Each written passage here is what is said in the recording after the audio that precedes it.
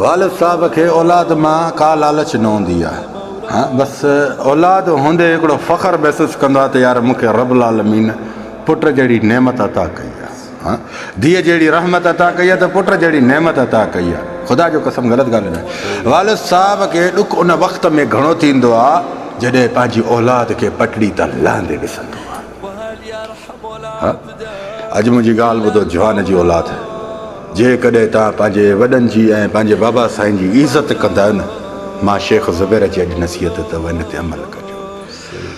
रब्बुल अर्शिल अज़ीम उन इंसान खां एॾो ख़ुशि हूंदो आहे जेको पंहिंजे वालिद साहब जी पैरवी अख़्तियार कंदो। अलाह उनखे कॾहिं बि ग़म ऐं ॾुख न ॾेखारींदो। हाजी साहिबु, हा हे रब जो हिकिड़ो नज़ारो आहे, मौजूदो आहे हिकिड़ो। अलाह पाक जे औलाद खे पंहिंजे पीउ जी पैरवी ते हलण जी हिमत ॾे न, त पोइ अलाह उन औलाद खे ख़ुदा जो कसम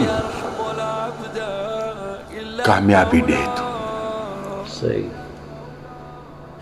जेको पंहिंजे पीउ जे पाशे ते हलंदो, पीउ जे चए ते, पीउ जी ॻाल्हियुनि ते अदब एहतराम कंदो ऐं उन जी नसीहत ते अमल कंदो त वालिद साहब जो जिगर अञा वॾो थींदो आहे। वालिद साहब ख़ुशीअ में अलाह जो कसम 10 साल अञा वधीक उनखे रब हयाती वधाए ॾींदो आहे। छो त औलाद जी ख़ुशी जेका आहे न, वालिद साहब खे ज़िंदा घणो कंदी आहे। जंहिंजी औलाद ई बिगड़ियल हूंदी न, त उहा उनजो वालिद साहब वीचारो सॼी बसि ज़िंदगी पियो सोचनि में, तकलीफ़ुनि में, ओ अज़ियत में, निंड में पासो फेरींदो बि त बि उनखे औलाद जो सूर, जेकॾहिं सिधो सुम्हंदो त बि उनखे औलाद जो सूर। रब ॾिसे थो एतिरो, जेकॾहिं ॿुधो मुंहिंजी ॻाल्हि ॿुधो, अलाह रब्बुल अर्शिल अज़ीम पोइ तव्हांखे न बशकींदो। उहो कॾहिं, उहो तव्हांजे पीउ जे वय खां पोइ ग़मनि ऐं सूरनि ऐं तकलीफ़नि जी ज़िंदगी गुज़रंदी।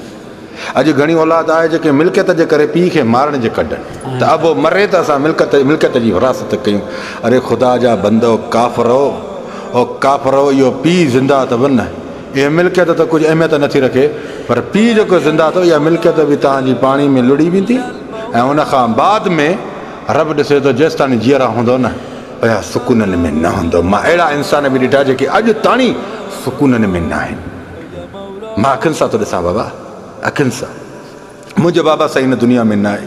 मुंहिंजे बाबा साईं जी अलाह पाक जन्नतुल फिरदौस में अलाह मकान अता फरमाए। मुंहिंजा अलाह मुंहिंजे बाबा साईं जी मग़फ़िरत फरमाइजाए या रब्बुल आलमीन। बल्कि जेके हिन दुनिया में न आहिनि उन सभिनी जी मग़फ़िरत फरमाए। सभिनीनि खे रमज़ान मुबारक जे महीने, भलारे महीने जे सदके मुंहिंजा मौला उन्हनि खे जन्नतुल फिरदौस में अलाह मकान अता फरमाए। बसि मुंहिंजे चवण जो मक़सदु इहो आहे त ए औलाद पंहिंजे पीउ जी इज़त कयो, पंहिंजे पीउ माउ जी इज़त कयो। जेको वालिद साहब अथव, रब्बुल आलमीन तव्हांखे रहमत जो ज़रियो बणाए ॾिनो आहे। रहमत न बल्कि नेमत, रहमत बाबो साईं आहे। हा अम्मा बि रहमत आहे त अबो बि रहमत, माना इहो काबो क़िबलो आहे। बहरहाल इन्हनि जी इज़त कयो, इन्हनि जी इज़त कंदो त ज़िंदगीअ में कॾहिं ॾुख ऐं ग़म न ॾिसंदो। ऐं पुट पीउ जी पैरवी करे, पीउ जे पासे तां हेॾे होॾे न हटे, पीउ जीअं चवे उन जी ॻाल्हि खे अहमियत ॾे। मां अलाह ॾिसे थो, मां गवाह।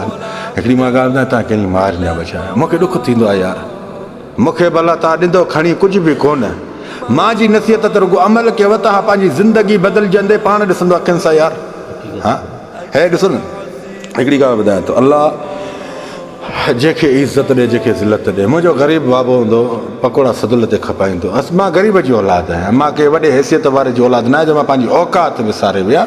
मां हिकु ग़रीब मिसकिन पीउ जी औलाद आहियां। अल्हम्दुलिल्लाह, रब जा करोड़ एहसाननि। अबे साईं जो माशाअल्लाह तबारक अल्लाह बाक़ाइदे असां अबे जी इज़त बि कई, अबे जो अदब एतिराम बि कयोसि। बहरहाल औलाद आहे, थोरो वक़्ती तौरु नाराज़ थींदी आहे।